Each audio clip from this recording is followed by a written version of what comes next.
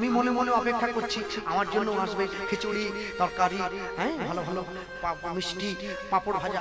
বসে রইলাম, ওরে বাবা কোথায় কি কিচ্ছু না। একটা বাটিতে করে হাতে চাবড়ানো একটা মোটা আটার গুলি নিয়ে এসেছে, অর্ধেক কাঁচা অর্ধেক পোড়া, ভেঙে নিয়ে এসে আমার হাতে হাতে। সে দেখেই তো খিদে মিটে গেছে। মনে মনে বলছি মা এটা কি আনলাম? কেন প্রসাদ আজকে এই দিয়ে আমাদের ভোগ হয়েছে। মনে মনে ভাবছি বাবা মানে তো হজম হবে না 7 দিনেও। আচ্ছা মা একটা প্লাস্টিক হবে? বলে কেন? বাড়ি নিয়ে গিয়ে সবার সঙ্গে পেতাম না। ও বুঝেছি, প্লাস্টিক দিলে তুমি নিয়ে গিয়ে বাইরে ফেলে দেবে সেটা ভাবছিল তো। আচ্ছা একটু ভেঙে না হলে পেয়েই দেখো, ভালো না লাগলে পাওয়ার দরকার নেই, ফেলে দেবো আমি তোমার হাত থেকে। মা এই কাঁচা পোড়াগুলো তুমি ভগবানকে দিচ্ছ কি? জিজ্ঞাসা করলাম কি করে দিলে ভগবানকে? আমরা কি বলি? আলু ভাজা, উচ্চ ভাজা আর বড়ি ভাজা প্রেমানন্দে ভোজন করে নদী আর রাজা। হ্যাঁ না জানি পরিপটনে রন্ধন সুতারূপ এক মুষ্টি করহ ভোজন। এত কিছু দিয়েও আমাদের মনে আনন্দ আসে না, তুমি এই শুকনো পোড়া আটা কাঁচা দিয়ে দিলে। বলে আচ্ছা তুমি নাও না, একটু পাও না। একটু ভেঙে মুখে দিয়েছি, যা মুখের মধ্যে দিয়েছি এই সন্দেশের মতো মিশে গেছে। আর সেই যে স্বাদ, মানে এত অপূর্ব, সেই স্বাদ জীবনে ভুলবার নয়। পুরোটা পেয়ে নিলাম। জল দেবো? মাটির পুজোর জল এনে দিয়েছে। আমাদের তো ফ্রিজ নেই বাবা, আমরা গরিব মানুষ, গরুর দুধ বিক্রি করে সংসার চালাই। একটু মাটির পুজোর জল নাও, একটা তুলসী পাতা দিয়ে মাটির পুজোতে জল। অপূর্ব, মন ঠান্ডা হয়ে গেছে একেবারে। এরপরে আমাকে প্রশ্ন করছে, বলো তুমি কি জানার জন্য এসেছো? আমি বলছিলাম মা আমরা যখন বাড়িতে বাংলায় ভগবানকে ভোগ দেই, আমি তো কীর্তন করি, গোটা পশ্চিম বাংলা ঘুরে বেড়াই, আসাম কোচবিহার সব জায়গা, এদিকে 24 পরগনা সুন্দরবন পর্যন্ত। হ্যাঁ আমি সব জায়গাতে গেলে দেখেছি যখন ভগবানকে ভোগ দেই, আমরা দেখেছি তারা ভোগের থালাটা ঠাকুর ঘরে ঢুকিয়ে আমরা দরজাটা বাইরে থেকে বন্ধ করে কীর্তন গাই। আপনি ভোগের থালাটা নিয়ে ঘরের মধ্যে গেলেন কেন? মা আমাকে উত্তর দিচ্ছে, জানো তো বাবা শোনো, আপন ভজন কথা না কহিব যথাযথা। কেমন করে ভগবানকে ডাকি এটা বলা উচিত নয়, কিন্তু তুমি যখন জানতে চাইলে তোমায় আমি বলবো। তবে মনে রেখো বাবা, আমি উত্তরটা দেব না, উত্তরটা তুমিই দেবে। সে কি, আমি যদি জানতাম তাহলে আপনাকে বলতাম কেন? না না, আমি এমন ভাবে কথাটা সাজিয়ে দেব তোমার মুখ দিয়ে উত্তরটা বেরিয়ে চলে আসবে। আচ্ছা বলুন, কি স্কুলে গেছো, ছোটকালে পড়াশোনা করেছো? হ্যাঁ একটু একটু করেছি। বাহ, বলো তো তুমি যখন দুপুরবেলা সকালবেলা স্কুলে যেতে, বিকেলবেলা যখন স্কুল থেকে বাড়ি ফিরে আসতে, আমি বলো বাবা ঠিক করে মনে করে বলবে হ্যাঁ তোমার মা তোমায় খেতে দিত না? হ্যাঁ 10টার সময় খেয়ে গেছি, 4টার সময় এসেছি বাড়ি, আমার প্রচন্ড খিদে পেয়েছে, মা একবারে থালা নিয়ে বসে আছে, ছেলে আসছে, এলেই ভাত তরকারিটা সামনে দিয়ে দেবে চটচট। বাহ, এইবারে বলো তো তোমার মা যখন তোমার ভাতের থালাটা দিত, তোমার মা কি থালাটা তোমার সামনে খেতে দিয়ে তোমার কাকিমার সঙ্গে গল্প করতে চলে যেত? না না, তা কেন যাবে? মা আমার কাছে বসে থাকতো। কেন থাকতো? আরে ছেলের কখন কোনটা লাগবে কেন আপনি বুঝছেন না? আমার ডাল চাই কি কুমড়োর তরকারি চাই, মা যদি না থাকে আমি কাকে চাইবো? ওই যে উত্তর তো তুমি দিচ্ছ, আমায় বলছো মানে তুমি যে গোবিন্দের ঘরে ভোগের থালাটা ঢুকিয়ে দিয়ে দরজাটা বন্ধ করে দিয়ে বাইরে দাঁড়িয়ে আছো, মনে করো আমার গোবিন্দের আরেকটু ডাল চাই, কাকে বলবে? না না, আপনি এই চিন্তা করছেন কেন? আমরা বড় বড় বাটিতে দিয়েছি তো, বেশি বেশি করে, বেশি বেশি বেশি বেশি বড় থালায় দিয়েছি, বেশি বেশি বেশি। আরে ডালটা বেশি দিয়েছো, অন্নটা বেশি দিয়েছো, ব্যঞ্জনটা বেশি দিয়েছো, সব বেশি দিয়েছো। বাবা জল তো এক কলসি দাওনি, ওটা তো 1 গ্লাসই দিয়েছো। আল্লাহ 1 গ্লাস। তাহলে বলো বাবা আজকে আলু পটলটায় বড্ড ঝাল হয়েছে, আমার গোবিন্দের আরেক গ্লাস জল চাই, কাকে বলবে? ওটা তো বলতে পারবো না, বলছে ওটা আমি উত্তর দিচ্ছি তোমায়। কি জানো? শোনো, মনে রেখো, তোমরা বাংলার মানুষ যারা, তোমরা ভগবানকে ভালোবাসো ভগবান বলে, আমরা ব্রজের মানুষ যারা, আমরা ভগবানকে ভালোবাসি ঘরের ছেলে বলে। হরি বল হরি বল। রান্না করবো, তাকে খাওয়াবো, মুখ ধোয়াবো, মুখ মোছাবো। আর দেখো কাছে একটা ছোট লাঠি দেখেছি, ছেলেটা বড্ড দুষ্টু, দুপুরবেলা ঘুমোয় না, শুধু বেরিয়ে চলে যায়। কি বলছো? যার চোখ দেখলে রাবণ কুম্ভকর্ণের মতো বড় বড় বীর, তারা শান্ত হয়ে গেছে, তুমি সেই ছেলেকে প্যাকাটি দিয়ে ভয় দেখাচ্ছ? না না, ওটাই তো ভালোবাসা। যখন আমি ছোট ছিলাম দেহ গোবিন্দ চরণে দিয়েছি, যখন আমি বড় হয়েছি মন গোবিন্দ চরণে দিয়েছি। দেহ মন যদি তার হয়, আমি কি আর আমার আছি? আমি তো তার। নিতাই গৌর প্রেমানন্দে হরি বল হরি বল হরি বল।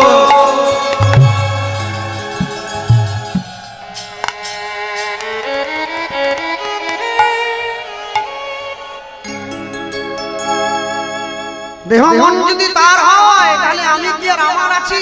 আমি তো তার।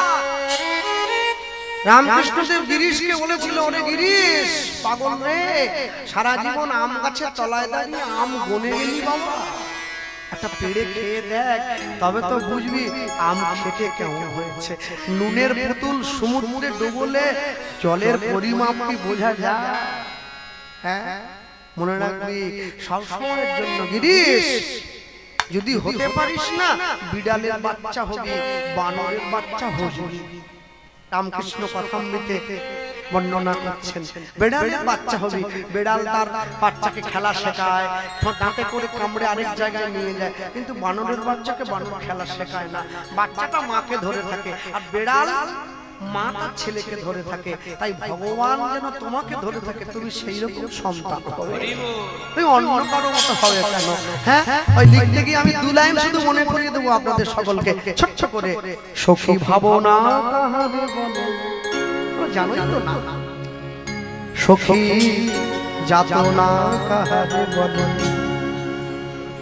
তোমরা যে বলো দিবস রজনী, ভালোবাসা ভালোবাসা, সখী ভালোবাসা কারে হয়, সে যে বলি যাতনাময়। ভালোবাসতে জানো? কাকে ভালোবাসা বলে জানো? 22শে জানুয়ারি গোটা হিন্দু জগৎ, গোটা বিশ্বকে আমরা দেখিয়ে দিয়েছি, ভারত আমার জগৎ সভায় শ্রেষ্ঠ আসন লবে, ভারতবর্ষ সাধু দেশ। আমরা দেখিয়ে দিলাম ঐতিহাসিক রাম মন্দির তৈরি করে শ্রী রামচন্দ্রজিকে মন্দিরে বসিয়ে দিয়েছি। মানুষ দেখেছে, গোটা বিশ্ববাসী দেখেছে, লক্ষ লক্ষ মানুষ ছুটে গিয়েছে রামচন্দ্রের দর্শনে। মনে রাখবেন, আমি খুশি হয়েছি। কেন? আমি বিশ্ব হিন্দু পরিষদের একজন সদস্য, আমি তো খুশি হবই, আমার মনে প্রাণে হিন্দুত্ব, কিন্তু পুরো খুশি হতে পারিনি। পুরো খুশি হব কবে জানেন? যেদিন দেখবো ভারতবর্ষের প্রত্যেকটা স্কুলে, প্রত্যেকটা রাজ্যে, প্রত্যেকটা জেলায়, প্রত্যেকটা ভাষায় রামের জীবনী কথা পাঠ্য বইয়ের সিলেবাসে থাকবে, সেদিন আমি খুশি হব। তবে তো মানুষ বুঝবে রামচন্দ্র কে ছিল। ভাইয়ের জন্য ভাই, রাম লক্ষ্মণ ভরত শত্রুঘ্ন 4 ভাই, ধর্ম অর্থ কাম মোক্ষ 4টে প্রতীক। রামচন্দ্র ধর্ম, সে যখন বনে যায়, ভরত হচ্ছে মোক্ষের প্রতীক। ধর্ম ছাড়া তো মোক্ষ লাভ হবে না, তাই নিজের সিংহাসনে বসেনি, রামের পাদুকাটা সিংহাসনে রেখে পাশে বসে রাজ্য শাসন করেছে। মনে রাখবেন, এই হচ্ছে ভারতবর্ষ। বৃন্দাবনের এক সাধু আছেন, তার নাম শ্রীমৎ প্রেমানন্দ বাবাজি মহারাজ। তাকে গিয়ে যখন বড় বড় মানুষ জিজ্ঞাসা করছে, আপনাকে তো অযোধ্যায় রাম মন্দিরে নিমন্ত্রণ দেওয়া হয়েছিল, আপনি গেলেন না কেন? সাধুজি উত্তর দিচ্ছেন, আমি যেতে পারিনি, আমার শরীরটা অসুস্থ। কেন? তার দুটো কিডনি নেই, তাও বেঁচে আছে। সাধু তো, শরীরটা অসুস্থ, আমি যেতে পারিনি। কিন্তু জানেন তো, সবাইকে বলল কি, আমি ঘরে বসে রামকে আশীর্বাদ করেছি, ও যেন ওর জায়গায় ঠিক মতো বসতে পারে। হরি বল হরি বল। সবাই অবাক হয়ে গেছে, সবাই রামের কাছে আশীর্বাদ নিতে যাচ্ছে, আর আপনি রামকে আশীর্বাদ করছেন। বলছে না, তোমরা তো পাশে সীতাকে বসাওনি, শুধু রামকে বসিয়েছো। রাম আমার সন্তান সম, আমি যদি তার পিতা হতাম আশীর্বাদিত করতাম। এই হচ্ছে ভারতবর্ষ, এই হচ্ছে ভারতবর্ষের সাধু, যে ভগবানকে পর্যন্ত আশীর্বাদ করবে, এই সাধন করেছে, এই ভজন করেছে। আমাদের নেই, আমরা ঘরে বসে মিছে কথা বলে সময় নষ্ট করি। গাও পুন পুন শ্রী গৌরাঙ্গের পুন অনুধ্বনি গাই, তোমরা গৌরাঙ্গের গুণ গাও।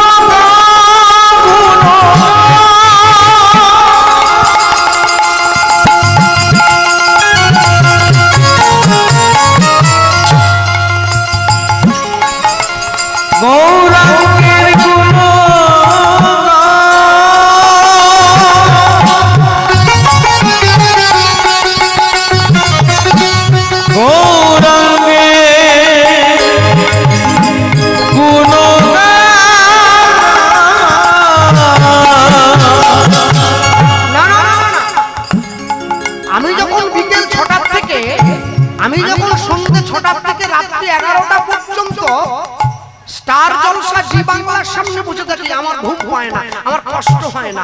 আমি যখন পাড়ায় গিয়ে তাসের আড্ডায় বসি আমার কষ্ট হয় না। আমি যখন কীর্তন শোনার জন্য 3 ঘন্টা আসনে গিয়ে বসি আমার খুব কষ্ট হয়। গাও পুনো শ্রী গৌরাঙ্গের গুণ, যার নুন খেলে তার গুণ গাও, নইলে মানুষ তোমায় বেঈমান বলবে, অকৃতজ্ঞ বলবে, অমানুষ বলবে। আর পুনো পুনো বারবার, একবার না পারিলে দেখো শতবার গাও পুনো পুনো শ্রী গৌরাঙ্গের গুণ। শোনো শোনো, পরের ক্ষতি চেয়ে নয়, হিংসে করে নয়, নিজের মনকে কুটিলতায় ধরে নয়, সরল করিয়া সরল করিয়া সরল করিয়া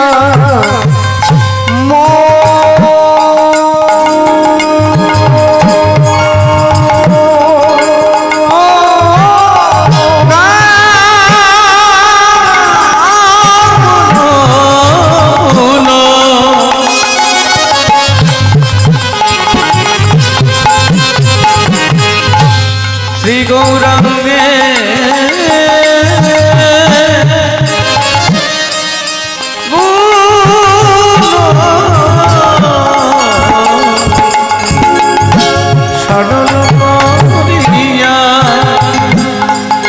সরল করিয়া সরল করিয়া সরল করিয়া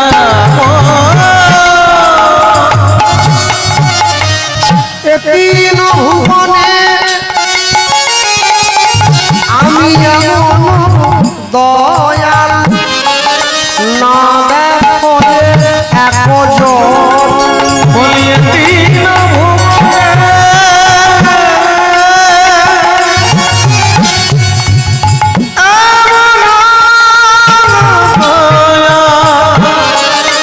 না দেখো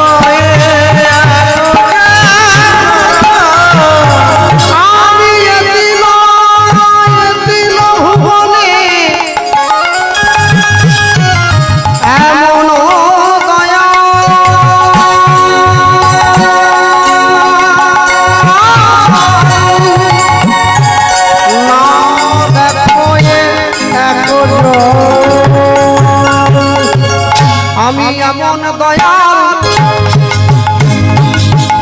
আর দেখি না, আমি এমন দয়া আর দেখি না, আমি এমন দয়াল আর দেখি না, আমি এমন দয়া আর দেখি না। কেন তোমাদের দয়াল কি করেছে? যে জন মাছ খেলো পায়ে ধরে প্রেম দিল, আমি এমন দয়া আর দেখি না। যে জন জগাই বাধাইয়ের মতো মাতালকে হরিনাম দিল, এমন দয়া আর দেখি না। যে জন মলয় চাঁদ কাজীর মতো মুসলমানকে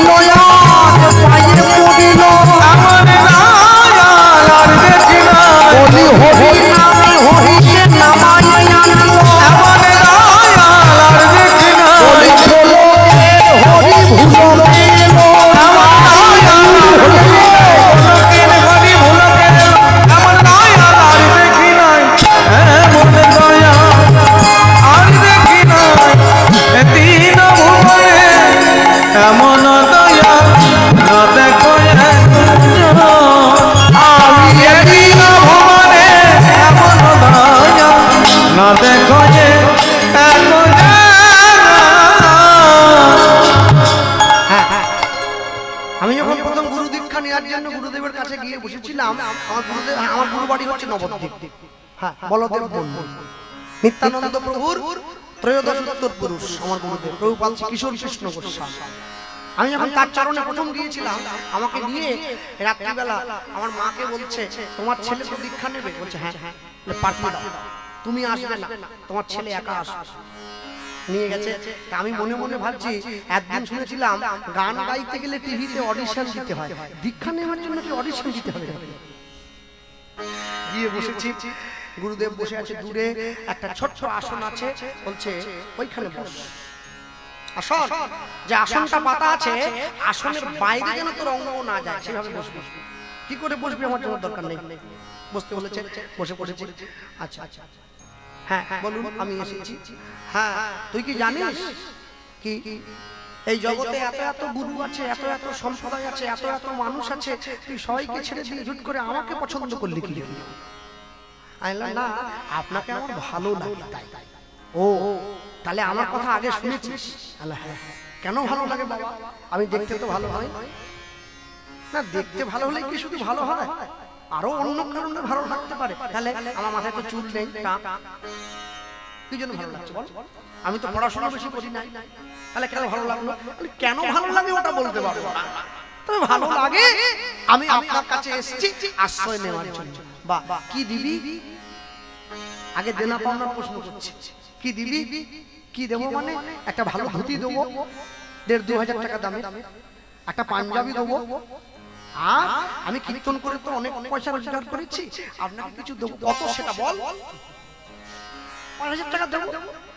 1 টাকা দিবি না লাস্টে শেষে? হ্যাঁ, 5,000। দেখবেন যারা আমরা কীর্তন করি না, যারা আমরা 80,000 টাকা নেই, কমিটি যখন 80,000 দিল, কমিটির তো মাথা খারাপ হয়ে যাচ্ছে। 80,000 টাকা গুনতেই মাথা খারাপ, বুঝলেন না? তারপরে এবার আমি যখন আসর থেকে নামলাম, হাত বাড়াচ্ছি, কমিটি বলছি দাদা দিয়ে দিয়েছি, পুরো পাকা 80,000 আছে। 1 টাকা ওটা না হলে চেক লেখা হবে না, 80,000 অনলি। 1 টাকা না দিলে যোগ্য সম্পন্ন হয়নি, তাও তুই 1 টাকা নিয়ে যা, 80,000 ছেড়ে দে, আমার থাক। তাই বললাম না, 5,000 1 টাকা দেবো, আপনি আচ্ছা। আর কিছু ঠাকুরের জন্য ভালো মিষ্টি সন্দেশ। বলছে জানিস তো তোর নাম কি? আমি বললাম আমার নাম গোপাল কৃষ্ণ পাল। কি করিস? কীর্তন করার চেষ্টা করি। বাহ, শোন, তোকে আমি কৃষ্ণ বলেই ডাকবো। আচ্ছা শোন কৃষ্ণ, আমার 1 লক্ষ শিষ্য। আল্লাহ, হ্যাঁ, আমার বাড়ির আশ্রমের গোডাউনে যে ধুতি পড়ে আছে, যদি 100 টাকা করে বিক্রি করে দেই, তবু 8 লক্ষ টাকা হবে। তাহলে তুই আমাকে যে কাপড়টা দিবি, ওটা পরবো, সেই ডেট কবে আসবে? বললাম তাহলে কাপড় ক্যান্সেল হবে না। এরপর পাঞ্জাবি, গুরুদেব বলছে দেখ সবসময় পাঞ্জাবি পরি, প্রচুর দেয়, যেখানে যাই সেখানে একটা হাতে ধরি দিল। তোর পাঞ্জাবিটা যে পরবো বাবা, মনে কি থাকবে রে? তাহলে পাঞ্জাবিটা বাদ দে। আচ্ছা বাদ দিলাম, তাহলে রয়ে গেল কোনটা? 5,001 টাকা। আরে বাবা, ওইটা তো বাদ দিলে হবে, ওইটা তো খরচা হবে। বলছে দেখ, সকাল হলেই মানুষের পুজোর জন্য ফল নিয়ে আসছে, কেউ সবজি নিয়ে আসছে, কেউ তেল নিয়ে আসছে, কেউ ডাল নিয়ে আসছে, মঠের সেবা যখন চলে যাচ্ছে, তাহলে টাকা দিয়ে দিও, ওইটাও বাদ দে। তাহলে কি নেবেন? 1 টাকা দিবি, শুধু 1 টাকা। অবাক হয়ে গেছি, তার আশ্রমে দীক্ষা নেওয়ার পরে 10 দিন ছিলাম বলদেব মন্দিরে। যেদিন আমি বাড়ি আসছি, আমার জন্য গুরুদেব কাঁদছে, শিষ্য চলে যাচ্ছে, আমার জন্য গুরুদেবের চোখে চলে যাচ্ছে। কবে আসবি? লোকে তো তাড়ানোর জন্য ব্যস্ত হয়ে থাকে, শুধু অন্ন ধ্বংস করছে, আপনি তো পয়সা নিচ্ছেন না। তো আমরা 8-10 জন গিয়েছিলাম, 10 টাকা করে হাতে দিয়ে প্রণাম করেছি। এরপরে আমাকে বলছে, এরপরে যদি 8 জনে মিলে 80 টাকা হয় আর কি, বলছে এরপরে যদি আর 1 টাকাও কেউ দেয়, তাহলে সব টাকা ফেলে দেবো, নেব না। দেখছিস না, হাত ভর্তি হয়ে গেছে। আর কত চাই? 1 একটা মানুষের চলতে গেলে আমি বললাম বাবা তাহলে আসি, শোন আসল জিনিসটাই তো দিয়ে গেলি না, কি দেবো বাবা? বলছে জীবনে যত কষ্ট পাবি দুঃখ পাবি আমায় দিয়ে দিবি। নিতাই গৌর প্রেমানন্দে হরি বল হরি বল। জীবনের যত ব্যথা আমায় দিবি, আমার কাছ থেকে সুখটা নিয়ে নিবি। আর যখন আমার দেওয়া বীজটা জপ করতে বসবি আমার মুখটা যেন তোর কাছে ভেসে ওঠে, তাহলে জানবি আমি যখন মালা নিয়ে জপ করতে বসবো তোর মুখটাও আমার কাছে ভেসে উঠবে। আর একবার যদি তোর মুখটা আমার কাছে ভেসে ওঠে না, তোকে আর ভজন করতে হবে না, আমার সঙ্গে সঙ্গে তুইও গোবিন্দ চরণে পৌঁছে যাবি। তাই বৈষ্ণব মহাজন সবার শেষে গিয়ে লিখছেন গৌরাঙ্গ বলিয়া না গেলাম বলিয়া, গৌরাঙ্গ বলিয়া না গেলাম গলিয়া। আমাদের জন্য নাম পাইছে স্বয়ং ভগবান কলিকালের মাটিতে সিংহাসন মনে হাতে ধরছে পায়ে পড়ছে আমাদের জন্য। গৌরাঙ্গ বলিয়া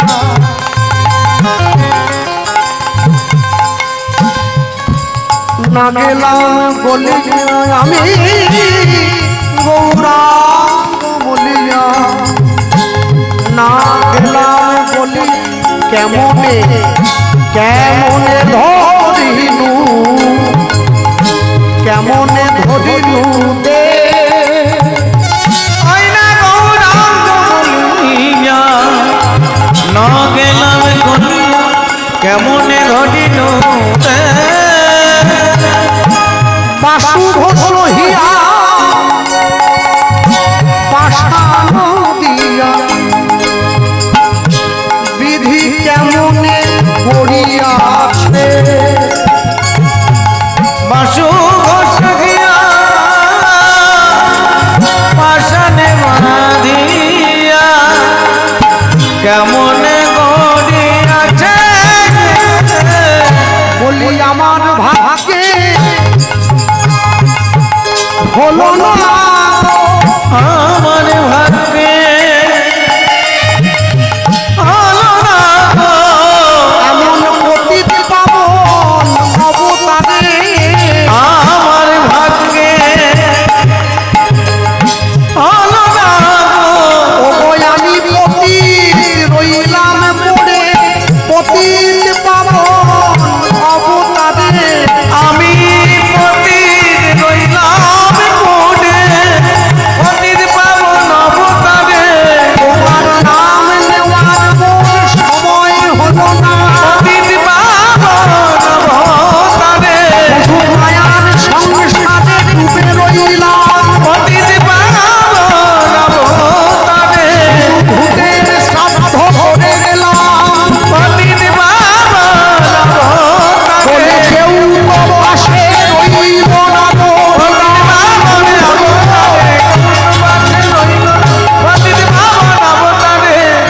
আমার ভাগ্যে হলো না গো বাসু বসে দিয়া পাশান দিয়া কেমনে গড়িয়াছে। বাসু বসে দিয়া পাশান দিয়া বিধি কেমনে গড়িয়াছে। সবাই নাম নিল, জগাই বাধাইয়ের মতো মাতাল পর্যন্ত তোমার নাম নিয়ে তারা ভালো হয়ে গেল। মলয় চাঁদ কাজীর মতো মুসলমান সে তোমার নাম পেল, কিন্তু আমি তোমার নাম নিলাম না।